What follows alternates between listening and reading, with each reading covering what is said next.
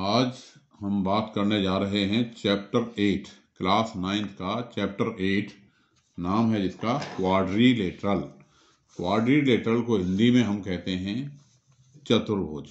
अब चतुर्भुज कैसे बनता है इसके बारे में हमें सारी बात करनी है। चतुर्भुज के क्या क्या गुण हैं इसके बारे में हमें समझना है। पहले हम बात कर रहे हैं कि भाई चतुर्भुज बनता कैसे है, क्वाड्रिलेटरल बनता कैसे है। तो सपोज किया 4 पॉइंट है हमारे पास, ABCD हमने नाम दे दिया, 4 पॉइंट हैं। इन चारों को मिलाने के कितने तरीके से हम इनको मिला सकते हैं। अगर 4 पॉइंट हों किसी प्लेन में, जैसे केस फर्स्ट में भाई ये A पॉइंट है, ये B है, ये C है, ये D है, 4 पॉइंट हैं और चारों के चारों ये एक लाइन में हैं, कोलिनियर हो गए। तो if 4 points are joint what we get, हम बात कर रहे हैं कि भाई अगर 4 बिंदुओं को मिलाएं तो हमें मिलेगा क्या। तो एक तो स्थिति हो सकती है कि चारों एक ही लाइन में हो तो वो क्या हो गए, कोलिनियर हो गए, we get a line segment, हमें लाइन सेगमेंट मिल गया। दूसरी स्थिति हो सकती है कि आउट ऑफ 4 पॉइंट, इन 4 पॉइंट में से 3 पॉइंट्स आर कोलिनियर, कि अगर इनमें से 3 पॉइंट कोलिनियर है, जैसे सपोज किया ABC कोलिनियर है, हो सकता है ABD कोलिनियर होते, तो उस केस में हमें क्या मिलेगा, हमको एक ट्रायंगल मिलेगा। तब उस केस में हमें क्या प्राप्त होगा मिलाने पर, एक ट्रायंगल, क्योंकि इसमें 3 पॉइंट हमारे कोलिनियर है, एक पॉइंट उस लाइन से अलग हटके है, तो हमें क्या प्राप्त होगा, एक जो है ट्रायंगल, एक त्रिभुज प्राप्त होगा, वी गेट ए ट्रायंगल। एक केस ऐसा भी हो सकता है कि भाई ये जो स्थिति है इस तरह की कि ये A अंदर की तरफ है, ये BCD, तो ये क्वाड्रिलेटरल तो हुआ, इसमें 4 साइड तो बनी, बट ये कॉनकेव टाइप का क्वाड्रिलेटरल बना। तो यहाँ हमें जो 9th में हम बात करने जा रहे हैं वो इन तीनों केसों की हमें नहीं करनी है। यहाँ पे जो क्वाड्रिलेटरल बना, जैसे ये वाला बना, इसकी हम बात नहीं करेंगे।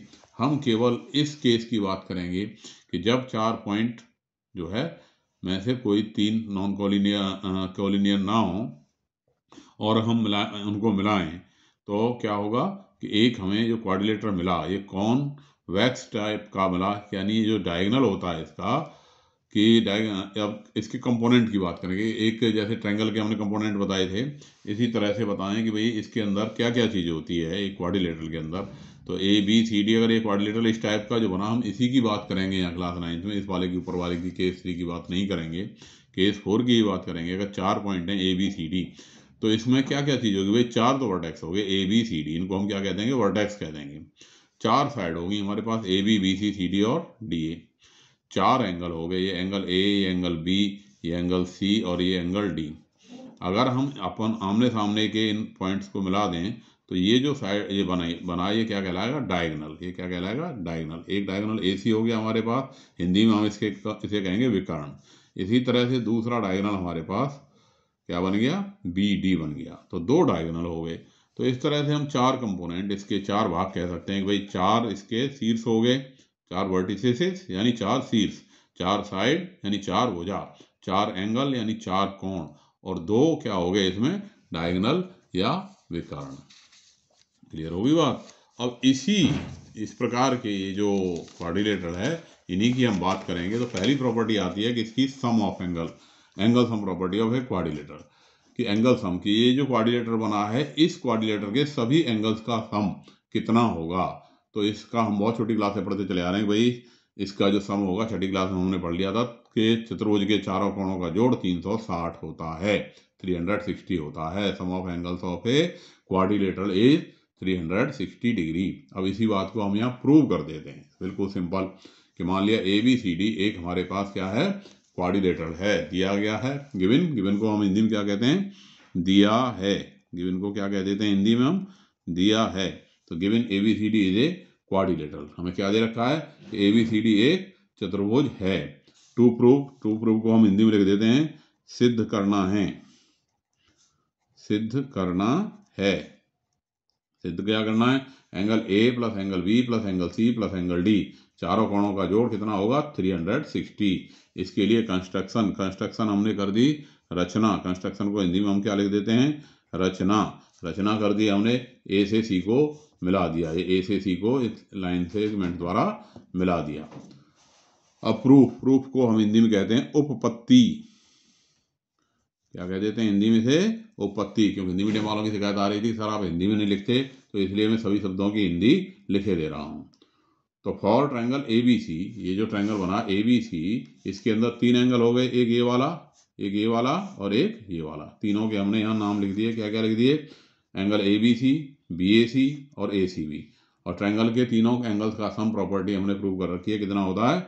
180 डिग्री होता है। इसी तरह से ए सी डी के अंदर भी भाई 3 एंगल हो गए। कौन कौन सा? ये वाला और ये वाला। इन तीनों के नाम लिख दिए हमने। A C D plus A D C plus C A D equal to 180, ये लिख दिया। अब दोनों को हमने जोड़ दिया तो ये A B C B plus A C D plus A D C plus C A D equal to 360। अब यहाँ पे हम क्या देख रहे हैं? ये बी ए सी और सी ए डी को मिला के हम क्या कह सकते हैं? Angle A. इसी तरह से एंगल बी सी ए और एंगल ए सी डी, इन दोनों को मिला के हम क्या कह सकते हैं? Angle C. ठीक है, तो यही हमने बात यहाँ पे लिख दी इन दोनों को, क्योंकि बी ए सी और सी ए डी को मिला के बी ए डी कह दिया और ए सी बी और ए सी डी को मिला के एंगल बी सी डी कह दिया। एंगल बी ए डी कहो या एंगल ए कहो, एंगल बी सी डी कहो या एक अक्षर में कहेंगे तो हम क्या कहेंगे? एंगल सी कह देंगे। तो ये आ गया हमारे पास A B C plus B A D plus B C D plus A D C equal to 360, या हम इसे B plus A plus C plus D 360, या इसको क्रम में लिख दिया A plus B plus C plus D. चारों कोणों का जो योगफल कितना आ गया? 360 आ गया। तो ये सब यानी सभी जितने भी क्वाड्रिलेटरल होंगे सबके एंगल्स का सम कितना होगा? 360 होगा। अब हम यहाँ कुछ बात कर लेते हैं, कुछ डेफिनेशन समझ लेते हैं, क्योंकि ये समझ जब तक नहीं होती तब तक ये क्वाड्रिलेटरल में थोड़ी दिक्कत आती है। तो उस दिक्कत को दूर करने के लिए 2 बातें समझ लीजिए। एक तो होती है उसकी डेफिनेशन, कि भाई इसकी डेफिनेशन क्या है, ये परिभाषा है। और एक होते हैं उसकी प्रॉपर्टीज, कि इसके अंदर क्या क्या गुण होंगे। इस परिभाषा जब परिभाषित होगी तो इसके अंदर क्या क्या गुण होंगे, इस बात को जरा हम डिस्कस कर लेते हैं। तो टाइप्स ऑफ क्वाड्रिलेटरल में पहली जो टाइप, यानी जो क्वाड्रिलेटरल है, क्वाड्रिलेटरल में अगर कोई एक स्पेशल क्वालिटी आ गई, एक गुण आ गया विशेष, तो उसका फिर एक विशेष नाम हम रख देते हैं, एक स्पेशल नाम। जैसे रख देते हैं कि if one pair of opposite side of a quadrilateral ABCD is parallel, कि यदि किसी चतुर्भुज की सम्मुख भुजाओं का एक युग्म एक दूसरे के समांतर है, एक युग्म, ठीक है, चाहे ए बी समांतर सी डी हो, चाहे ए डी समांतर बी सी हो, then it is called a trapezium. तब हम इसको कहते हैं क्या? हिंदी में कहते हैं समलंब चतुर्भुज। क्या कहते हैं इसको? समलंब चतुर्भुज। समलंब चतुर्भुज, ठीक है। यानी समलंब चतुर्भुज की परिभाषा क्या हो गई? अंग्रेजी में बता दिया, हिंदी में समझ लो कि यदि किसी चतुर्भुज की सम्मुख भुजाओं का एक युग्म एक दूसरे के समांतर है, तब हम ऐसे चतुर्भुज को क्या कहते हैं? समलंब चतुर्भुज, और अंग्रेजी में कह देते हैं उसे ट्रेपीजियम। ठीक है, अब दूसरी बात पे आ जाओ। दूसरी बात क्या कहती है कि अगर दोनों पेयर, अपोजिट साइड के दोनों pair, if both pair of opposite sides of a quadrilateral are parallel, ठीक है, यदि किसी चतुर्भुज की सम्मुख भुजाओं के दोनों युग्म परस्पर समांतर हैं, then quadrilateral is called parallelogram. तब ऐसे चतुर्भुज को हम क्या कहते हैं? समांतर चतुर्भुज कहते हैं। तो यहाँ पे क्या हो जाएगा? A B parallel to D C और A D parallel to B C, यानी ए बी जो है डी सी के पैरेलल है, सामने का एक युग्म हो गया, ये एक पेयर हो गया। ऐसे ही A D parallel to B C है, ये दूसरा पेयर भी इसके पैरेलल हो गया। अब ये तो हो गई इसकी डेफिनेशन कि भाई, अब इस डेफिनेशन के कारण इसके अंदर कई सारी प्रॉपर्टीज हो गई, 3 प्रॉपर्टीज हो गई। इन तीनों प्रॉपर्टीज को अभी हम प्रूव करके दिखाएंगे क्यों हो गई ये प्रॉपर्टी। कि अपोजिट साइड्स आर इक्वल, यानी कि अगर पैरेललोग्राम है यानी साइड पैरेलल हैं, तो जो अपोजिट साइड होंगी वो इक्वल होंगी, एक बात। दूसरी, अपोजिट एंगल्स आर इक्वल। अभी हम आगे इनको प्रूव करेंगे बात कि इसके जो आमने सामने के कोण हैं, ये जो एंगल ए है ये एंगल सी के बराबर आएगा, और ये जो एंगल बी है ये एंगल डी के बराबर आएगा, अगर ये क्या है? पैरेललोग्राम, यानी इसके दोनों पेयर एक दूसरे के अगर समांतर हैं। तीसरी बात, diagonal AC and BD bisect each other. तीसरी बात कहता है कि अगर हम इसके डायगोनल्स को मिला दें, पैरेललोग्राम के डायगोनल्स को मिला दें, तो मान लिया ये O पे काट जाता है, तो OA इक्वल टू OC होगा और OB इक्वल टू OD होगा, यानी इसके जो डायगोनल हैं वो परस्पर समद्विभाजित करेंगे। OA OC के बराबर होगा और OB OD के बराबर होगा। क्लियर हो गई कि नहीं बात? तो तीन ये प्रॉपर्टीज आ गई। इन तीनों प्रॉपर्टीज को हम इस डेफिनेशन के जरिए कैसे आई ये बात हम अभी प्रूव करेंगे, लेकिन उससे पहले हम समझ लेते हैं कि और कितने प्रकार के जो है ये क्वाड्रिलेटरल्स हो जाते हैं। अब पैरेललोग्राम के अंदर, पैरेललोग्राम में और कुछ स्पेशल प्रॉपर्टी आ गई, some special case of parallelogram, यानी पैरेललोग्राम में भी स्पेशल केस आप हम बना रहे हैं कि a parallelogram whose one angle is 90 degree is called a rectangle. अब डेफिनेशन क्या कहती है कि एक आयत क्या होता है, रेक्टेंगल को हम हिंदी में क्या कहते हैं, आयत, और पैरेललोग्राम को हिंदी में क्या कहते हैं, समांतर चतुर्भुज। तो a parallelogram whose one angle is 90 degree is called rectangle, यानी किसी पैरेललोग्राम का यदि एक एंगल 90 डिग्री हो तो वो क्या बन जाता है, आयत बन जाता है, रेक्टेंगल बन जाता है। हिंदी में हम कहेंगे कि किसी समांतर चतुर्भुज का यदि एक कोण 90 डिग्री है तो वह समांतर चतुर्भुज होगा। अब यहाँ पे एक बात समझ लीजिए कि हमने कहा एक कोण 90 डिग्री है समांतर चतुर्भुज का, तो उसके चारों के चारों कोण ही 90 डिग्री हो जाते हैं। क्यों हो जाते हैं जरा समझ लीजिए। मान लिया सपोज किया हमारा ये डी एंगल 90 था, अब क्योंकि ये समांतर चतुर्भुज है तो ए डी समांतर है बी सी के, ठीक है भाई, ए डी बी सी के समांतर है, समांतर है, पैरेलल है, तो ये angle D plus angle C इन दोनों का क्या होगा, 180 होगा, और ये जब 90 हो गया तो ये भी 90 होगा। इसी तरह से सी प्लस बी, ये भी interior angle of same side, तो सी प्लस बी ये भी 180 होगा, तो ये भी 90 हो गया। ऐसे ही ये डी प्लस ए, ये भी क्या होगा, 90 होगा, क्योंकि ये पैरेलल है, तो ए प्लस डी भी 180 होगा। जब डी 90 हो गया तो ए भी 90 हो गया। तो यानी अगर एक एंगल 90 हो गया और वो पैरेललोग्राम है तो बाकी के जो एंगल हैं वो सभी एंगल्स क्या हो जाएंगे, 90 डिग्री के हो जाएंगे।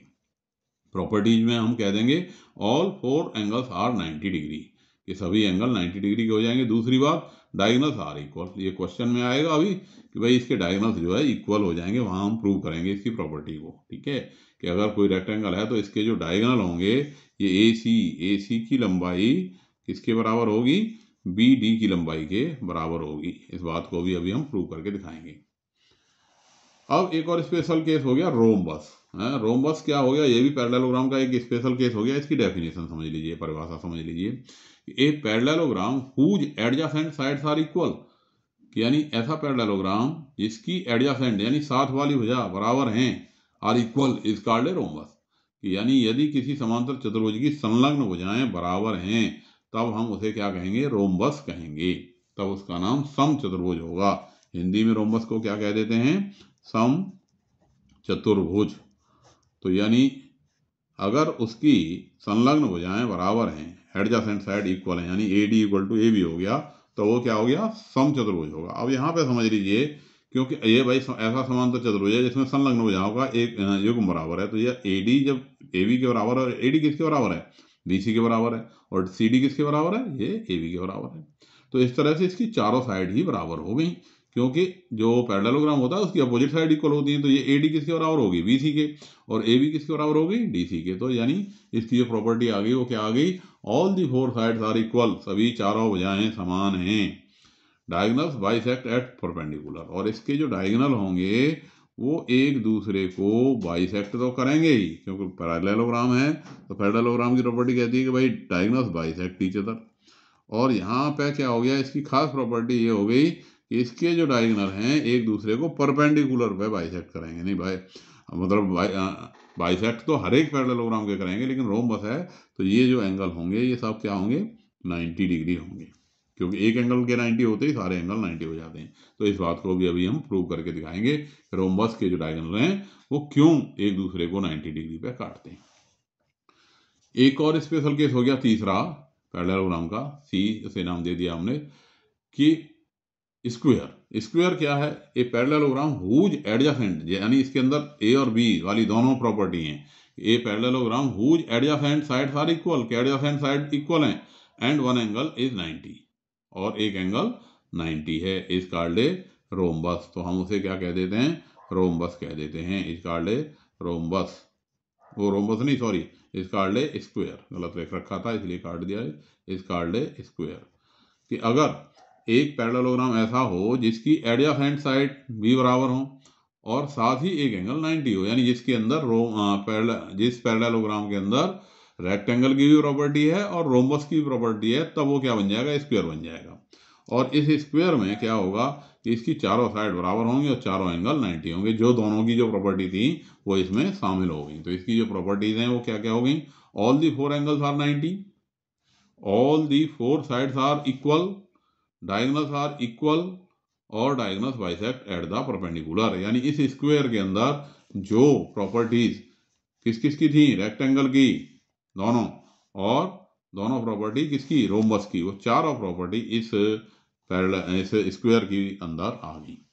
क्लियर हो गई बात नहीं? तो इस तरह से इसको हम कह देते हैं स्क्वायर। एक और फिगर होती है, हालांकि इसका क्वेश्चन नहीं है हमारे पास, क्वेश्चन एक भी नहीं है, लेकिन फिर भी समझना ठीक रहता है, काइट। एक काइट का कॉन्सेप्ट क्या है कि काइट क्या होती है कि एक क्वाड्रिलेटरल इस तरह का whose diagonals are perpendicular to each other is called kite. यानी इसमें क्या होता है कि ये जो डायगोनल हैं इसके ये इक्वल होते हैं। अब यहाँ पे ये साइड तो बराबर होंगी, परपेंडिकुलर होंगे, ये जो डायगोनल्स हैं इक्वल नहीं, जो दोनों कर्ण हैं, कर्ण एक दूसरे को जो है समद्विभाजित नहीं करते, परपेंडिकुलर होते हैं। अब जब परपेंडिकुलर होंगे तो ये साइड जो होगी, जैसे ए बी सी डी अगर नाम मैं दे दूं, A B C and D, तो ये जो ए बी होगी ये ए डी के बराबर होगी, ठीक है ना, क्योंकि ये इसका परपेंडिकुलर है। और ये परपेंडिकुलरली ये इसको बाइसेक्ट परपेंडिकुलर है एक दूसरे के।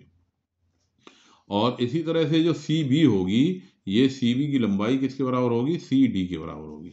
तो इस तरह की फिगर को हम काइट कह देते हैं।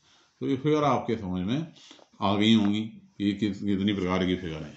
अब जरा इन्हीं बातों को हम थोड़ा प्रूव कर लेते हैं। जैसे कि पहले में हमने प्रूव करते हैं कि given A B C D is a parallelogram. A B C D अगर पैरेललोग्राम है तो हमें जो प्रूव करना है वो ट्रायंगल ए बी सी को ए डी सी के जो है कॉन्ग्रुएंट प्रूव करना है। A D equal to B C और A B equal to D C, opposite side बराबर हैं, ये प्रूव करना है। और आमने सामने के कोण बराबर हैं, ठीक है।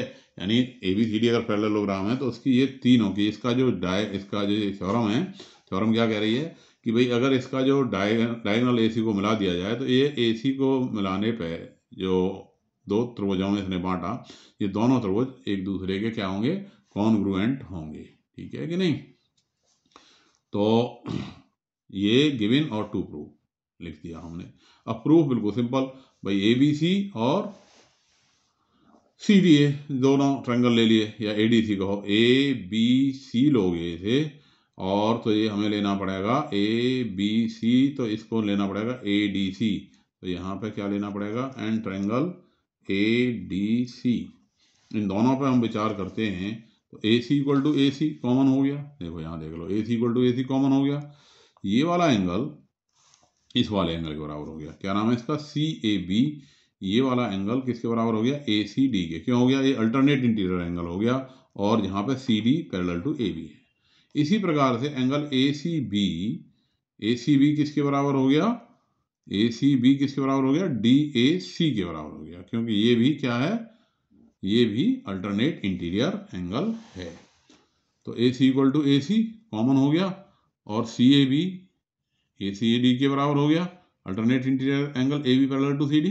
इसी बात को हमने लिख दिया जो भी बताई, ए सी बी और सी ए डी ये दोनों अल्टरनेट इंटीरियर एंगल हो गए। इसलिए triangle A B C congruent हो गया ट्रायंगल सी डी ए। तो A B equal to C D हो गया by C P C T, और B C equal to D A हो गया by C P C T, और angle B equal to angle C के हो गया by C P C T. यानी ये जो अपोजिट एंगल हैं ये भी एक दूसरे के बराबर आ गए। तो ये सारी बातें इस थ्योरम के जरिए हमने प्रूव कर ली, जो उसकी पैरेललोग्राम की प्रॉपर्टी थी।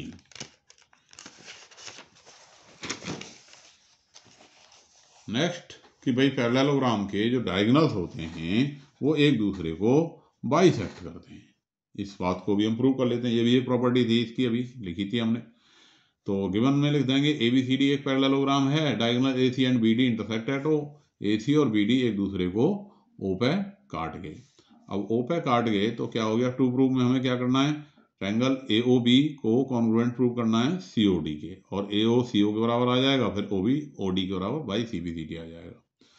तो चलिए कर देते हैं। प्रूफ हो गया in triangle A O B and triangle C O D. A O B और सी ओ डी में हमने विचार किया तो क्या बन गया, angle O A B equal to angle O C D, alternate interior angle है। और ओ बी ए ओ डी सी के बराबर, ये भी क्या है, अल्टरनेट इंटीरियर एंगल है। और ए बी सी डी के बराबर है, क्योंकि अभी हमने पिछले पार्ट में प्रूव किया कि इसकी जो अपोजिट साइड होती हैं पैरेललोग्राम की are equal, they are equal. इसलिए by S A S triangle A O B is congruent to triangle C O D, इसलिए ए ओ बी कॉन्ग्रुएंट हो गया सी ओ डी के। अब जब ये कॉन्ग्रुएंट हो गया तो ए O equal to C O हो गया and O B equal to O D हो गया। दोबारा समझ लो इस बात को भाई, ये ट्रायंगल हमने ले लिए कौन कौन से, ए ओ बी और सी ओ डी। तो इसमें भाई A B equal to C D, ये होगी अपोजिट साइड है, सम्मुख भुजा, समांतर चतुर्भुज की सम्मुख भुजा, अपोजिट साइड ऑफ पैरेललोग्राम। और ये वाला angle O A B equal to O C D हो गया, अल्टरनेट इंटीरियर एंगल, क्योंकि A B parallel to C D है। और ये एंगल जो ओ बी ए है ये ओ डी सी के बराबर हो गया, क्योंकि ये क्या है, ये भी अल्टरनेट इंटीरियर एंगल है और इसका रीजन भी वही हो गया, A D parallel to B C. तो इस तरह से ये हमारी कहानी प्रूव हो गई।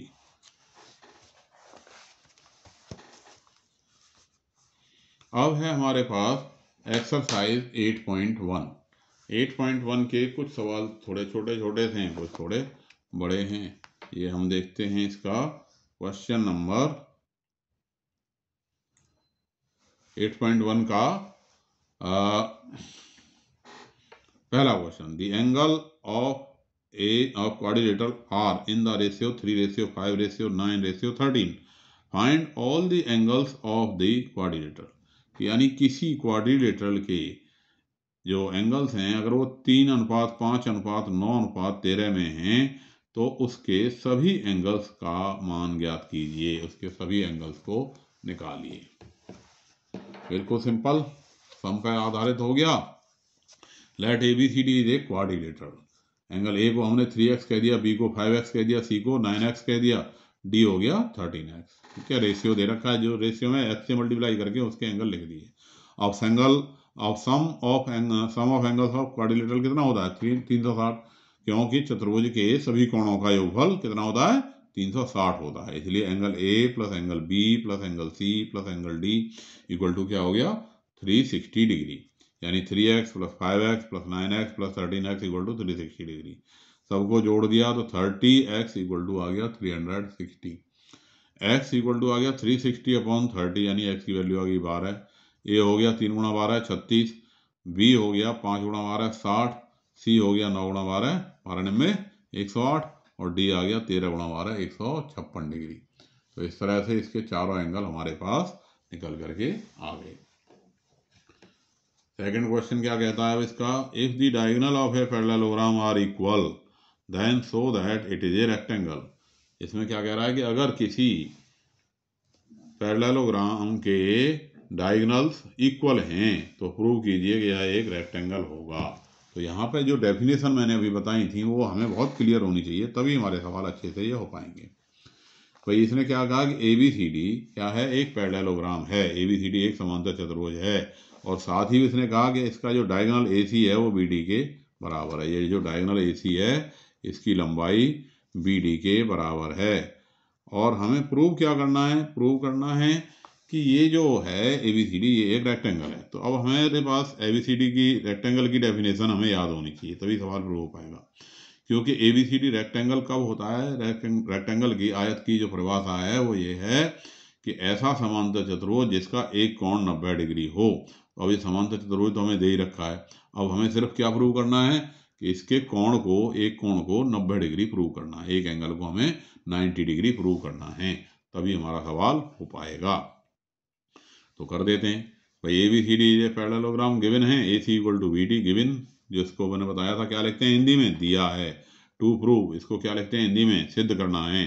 सिद्ध क्या करना है, ए बी सी डी ये रेक्टेंगल है, तो हिंदी हो गई, सिद्ध करना है ए बी सी डी एक आयत है। और प्रूफ में अब लिख देते हैं, प्रूफ को हिंदी में मैंने क्या बताया था, क्या बोलते हैं, उपपत्ति। तो अब उपपत्ति यहाँ पे लिख देते हैं, इन triangle A B D and triangle B A C. ये दो ट्रायंगल ले लिया हमने, A B D and B A C, दोनों पे विचार करते हैं। क्या क्या हो गया भाई, A B equal to B A हो गया, क्यों, कॉमन है। A D equal to B C, ये हमारे पास क्या है, opposite side of the parallelogram are equal, क्योंकि हमें दे रखा है भाई ABCD एक पैरेललोग्राम है, तो हम जानते हैं कि अब पैरेललोग्राम यानी समांतर चतुर्भुज की आमने सामने की भुजाएं सम्मुख भुजाएं बराबर होती हैं, इसलिए AD इक्वल टू BC हो गया।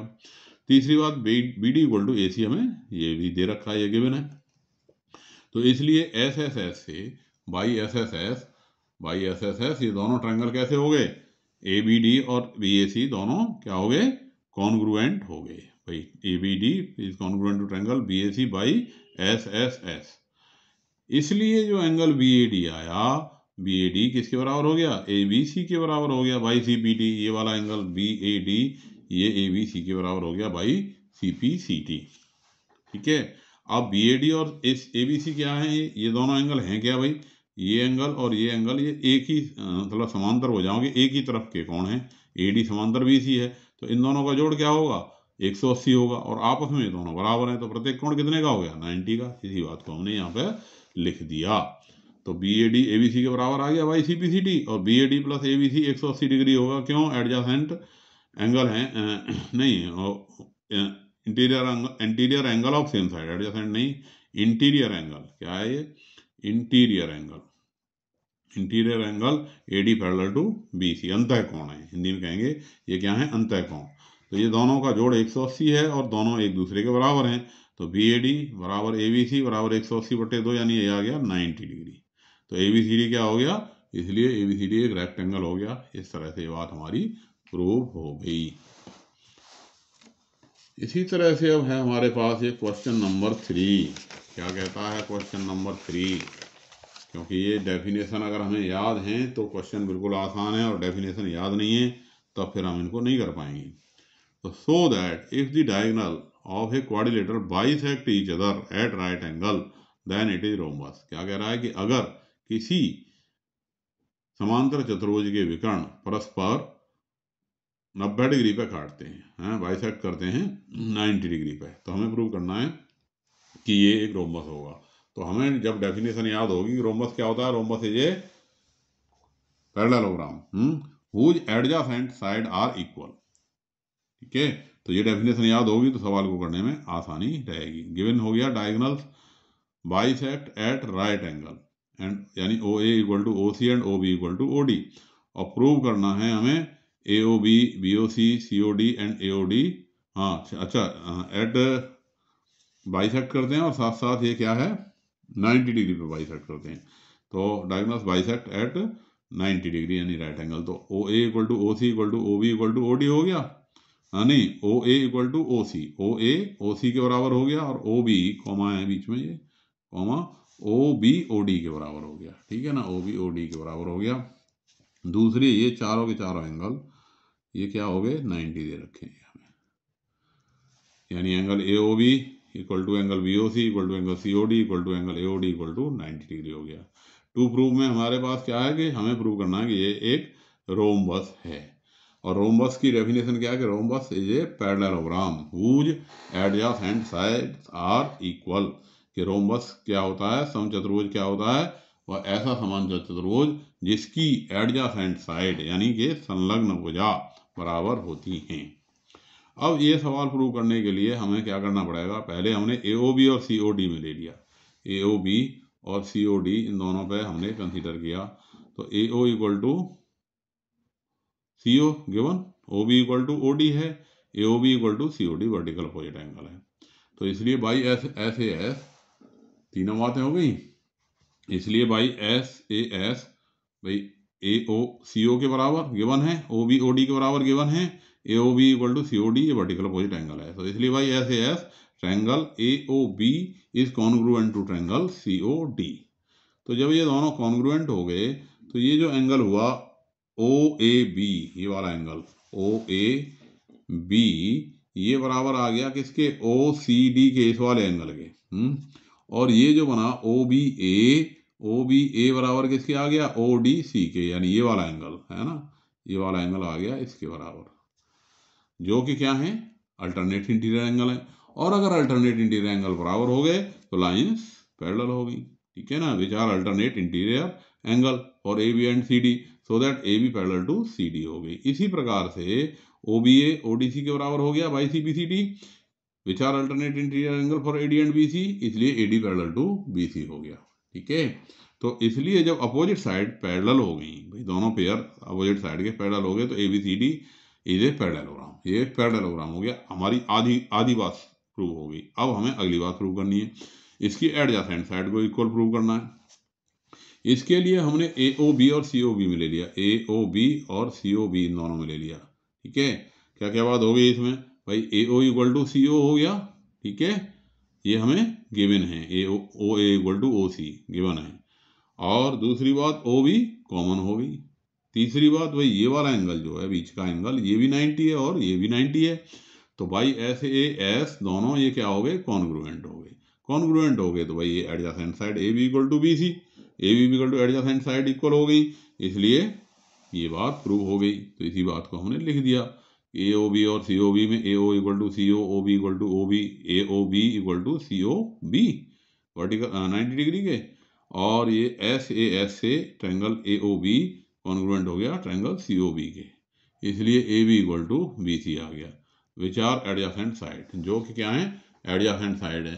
तो इससे क्या हो गया, ये प्रूव हो गया कि भाई ये पैरेललोग्राम भी है और इसकी एडजेसेंट साइड इक्वल भी हैं, तो इसलिए क्या हो गया, रोम्बस हो गया। इसलिए so that ABCD is a parallelogram whose adjacent sides are equal, इसलिए ABCD एक ऐसा पैरेललोग्राम बन गया जिसकी एडजेसेंट साइड इक्वल हैं।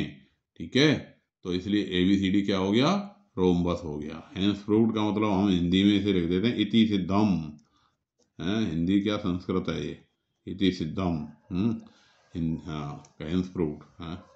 तो इस तरह से हमारा क्वेश्चन नंबर 3 प्रूव हो गया। तो आज की वीडियो में यहीं समाप्त करते हैं, अगली में क्वेश्चन 4 से शुरू करेंगे। धन्यवाद।